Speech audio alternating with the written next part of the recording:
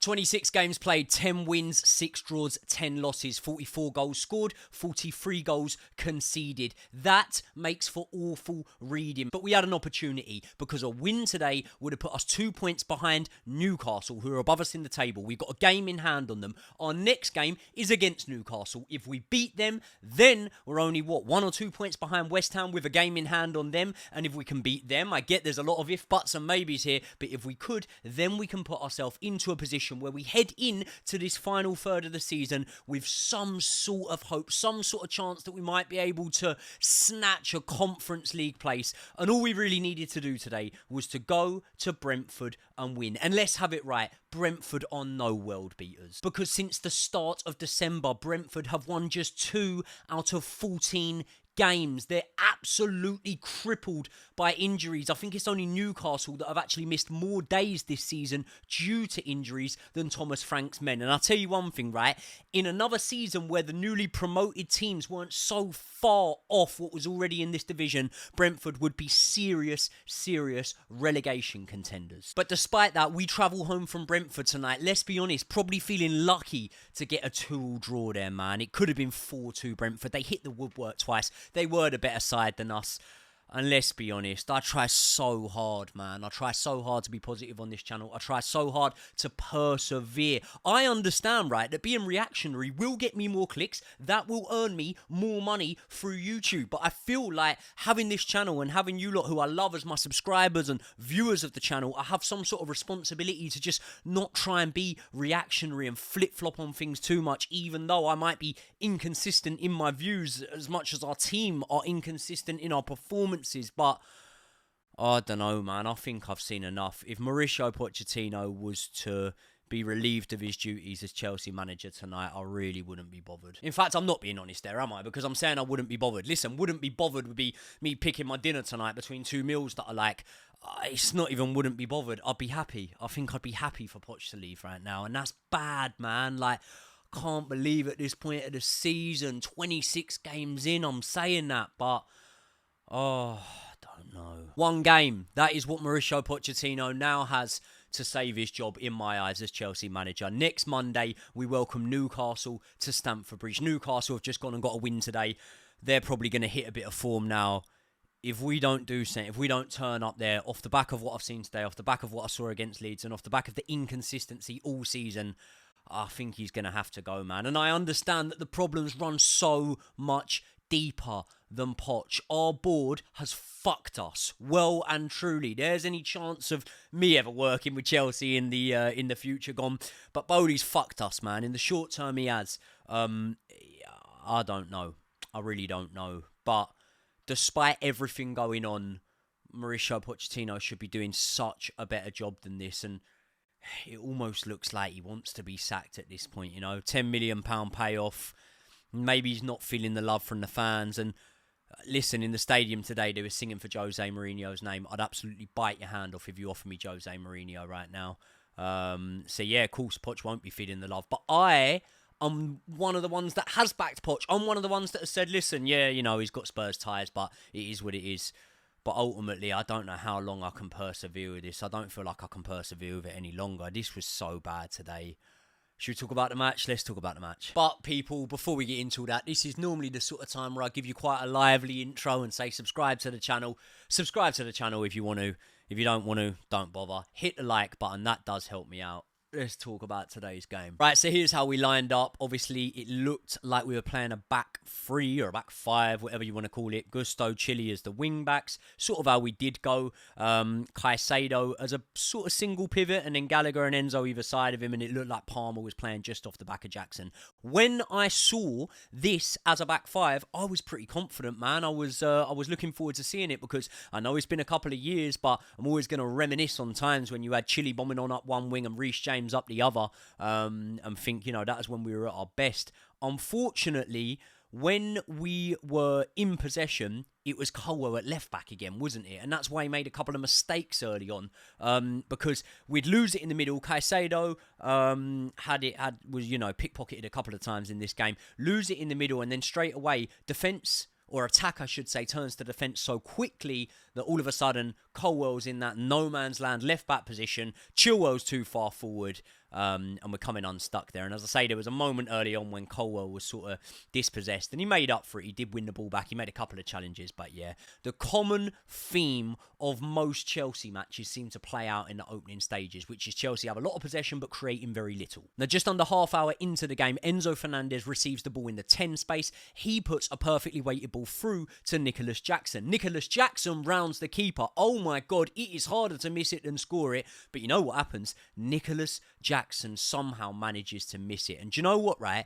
The last Brentford man is able to get back and clear it off the line, if you want to call it that. It's not even clearing it off the line, really. But actually, if you watch it back in slow-mo, I don't even know if Nicholas Jackson's hitting the post with that one. I think that might be going off target, to be honest. 5 minutes later, Nicholas Jackson shows exactly why he is the definition of an enigma. Because Nicholas Jackson finds himself looking over and seeing Malo Gusto occupy that position that he does so well, time in, time out, Malo Gusto. He picks up the ball and it's got a swing in, but in front of him, right? He's on that right-hand side. He does that. Jackson's advancing on the run, puts his head on it, scores a pretty similar goal to the one he scored against Aston Villa, and puts it past the Brentford keeper. And at that point, do you know what? I'm really impressed by it. I'm thinking, okay, cool. We haven't been too lively here. We haven't been great at all, but we took our chance when it came. And yeah, pretty much not much happening until half-time. My thoughts at half-time was I was quite happy with it, I was looking at it, I thought, okay, we're not playing exciting football here, but we're pretty dominant, a lot of possession, and I was confident going into the second half, because let's be honest, Brentford didn't look good. Brentford look like a submissive team. If you take it to Brentford, and I still stand by this after the result of this match, if you take it to Brentford and you put it right on them, you'll beat Brentford. Unfortunately, just because we were in the lead, that did not in any way reflect effort of us putting it right on them, because we didn't put it right on them. And Thomas Frank would have been saying that to the boys in red and white at half-time, and they came out for the second half, and straight away they looked so much more lively. 5 minutes into it, Brentford equalise. They're closing us down. They're not giving us any space on the ball. They're not allowing us to string a passage of passes together. They get on an attack. It sort of looks like it's been wasted. Ivan Toney scoops the ball back into the box. Little bit of pinball in the box. And then it breaks, right? And I get it. The Brentford right back, what's his name? Mate, I don't even know this. I didn't even know this fella before this game. Royslev. Let's call him Royslev. I don't even know him, to be honest, but he played well. He was really good, actually, today. He's running into the box, but I'm quite calm, because I'm thinking, sweet, Axel Disasi just needs to turn and literally just get something on it and get out of the box. I don't know what happened, mate. I don't know whether Axel Disasi got his foot in caught, whether Axel Disasi thought that, the right back wasn't going to get there in time, but for whatever reason, he doesn't even attempt to clear it. Royslev, yeah, he defies the odds, gets to it, puts it past Petrovic, 1-1. It's criminal defending from Axel Disasi, man. And do you know what?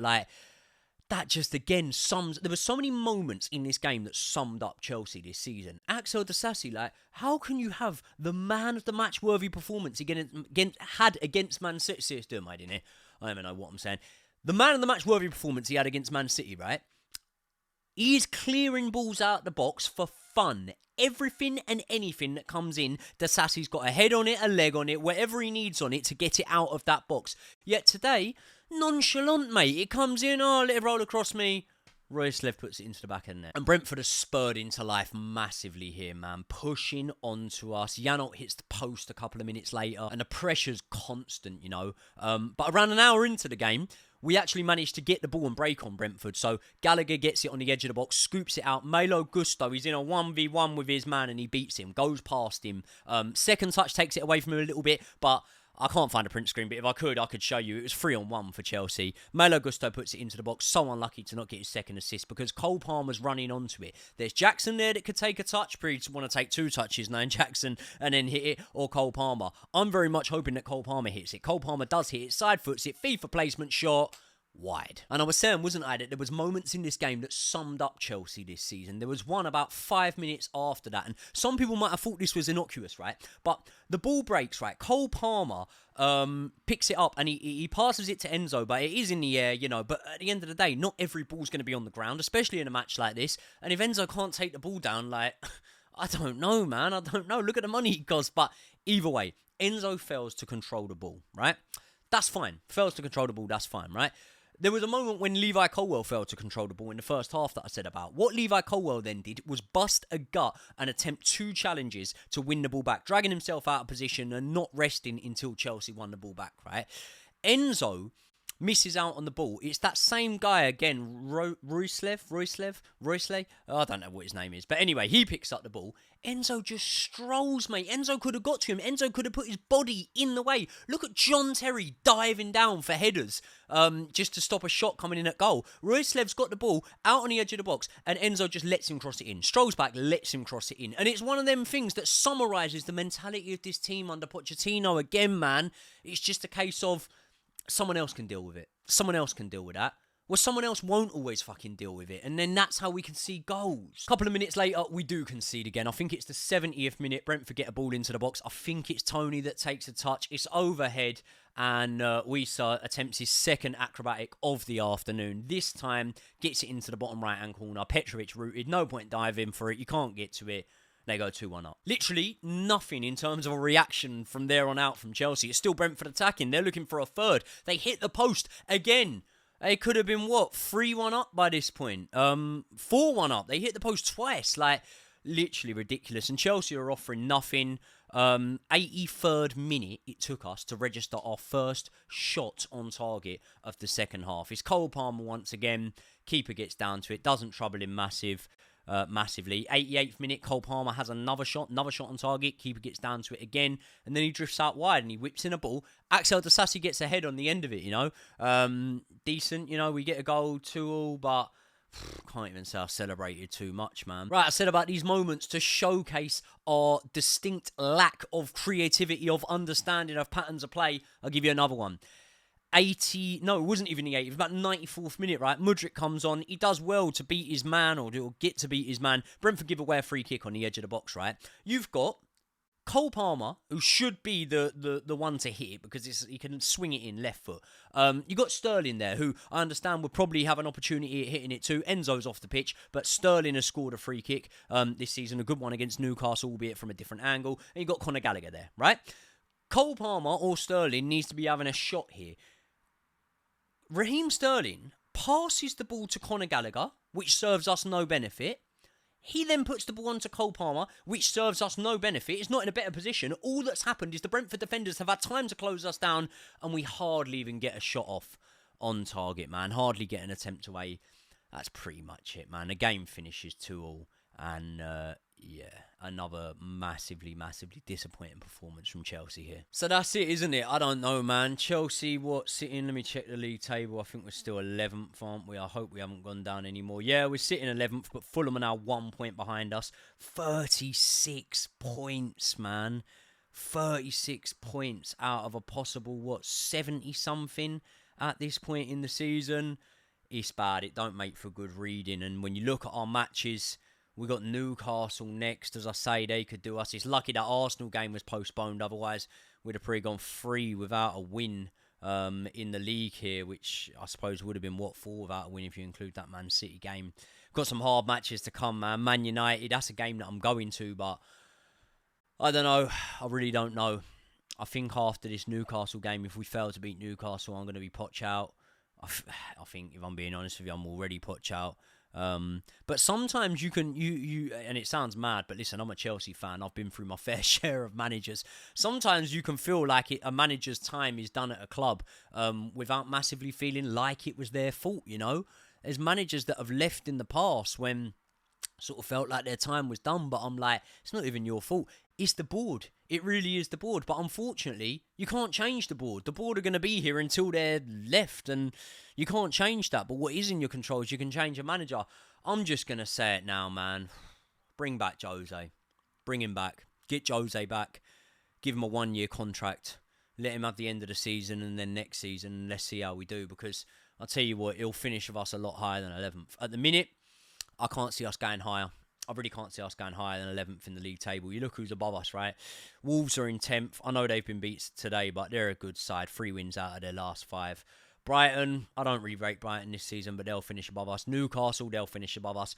West Ham, if they go deep in Europe, I'd like to think we could finish above them, but there you go. Brilliant. Realistically, Wolves and West Ham. They're the two teams now we could probably finish above, and that would put us ninth in the table. We'd have gone from 12th to ninth, 11th till ninth. Where did we finish last season? We finished 11th, didn't we? Or 12th? 12th, yeah. So there you go. Shit. Absolutely shit. I'd have been fine for us to not compete for Champions League football this season. I thought it was a possibility after watching how we played on the opening day against Liverpool, man. And now we've regressed. Massively regressed. We're no better now than we were against Arsenal in the 2-2 draw. We're no better now than we were against City in the 4-4 draw. Liverpool in the opening day. We're no better now. I would have thought that things had just started to come good for us a little bit. You can point to key personnel being out. Reece James, our captain, he's out. He's always out. You know? Okay, we haven't got a striker. We haven't got a goal scorer. But we have got Cole Palmer that's been scoring goals. Nicholas Jackson's goal tally's not even bad at all. Arsenal have not got a distinct number 9 who's able to bang goals left, right and centre for them. And look, they're in a title charge here. They're pushing. Oh, I don't know. I really don't know. People, am I going crazy? Am I overreacting? I don't think I am. I really don't think I am. What would you do now? Would you keep Poch in a job? Do we need to give him time? Am I jumping the gun? Is it the board's fault? I know it's the board's fault, but would you move Poch on now? If so, who would you have? I don't know. People are telling me I'm living in the past. I want Jose back, man. I really do. People, let me know your thoughts. Thanks for making it to the end of another video. It's a painful one, to be honest, but it is what it is. Let me know your thoughts in the comments. Do me a favour and smash the like button because there's nothing to be too happy about. So if you can hit that like button, it would help me out massively. I'll see you in the next one.